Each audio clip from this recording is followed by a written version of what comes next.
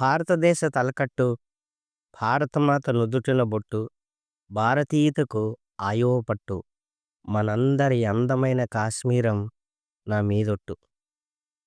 మంచు జలపాతాలు ప్రవహించే చోట మనుషుల రక్తం ఏరులై పారుతుంది. చల్లటి ప్రదేశం వేడెక్కింది. పచ్చిక బయళ్ళు ఎరుపెక్కాయి.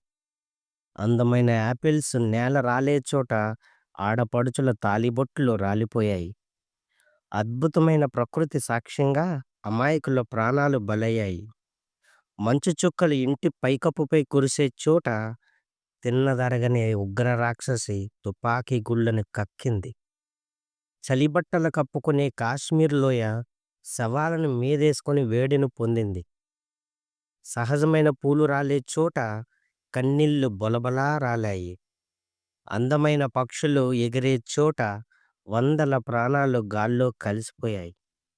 ప్రతి ఇంటి వాకిలి ముందు సైనికుల, సామాన్యుల, స్త్రీల నెత్తుటి మరకల ఆనవాళ్లు ఇంకా పచ్చిగానే కనబడుతున్నాయి. కాశ్మీర్ లోయ గాయాల పాలైంది.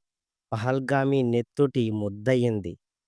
దాయాది దొంగ గ్రద్ద తలను తెగ నరికే వేళయింది. యుద్ధ సమయం ఆసన్నమైంది.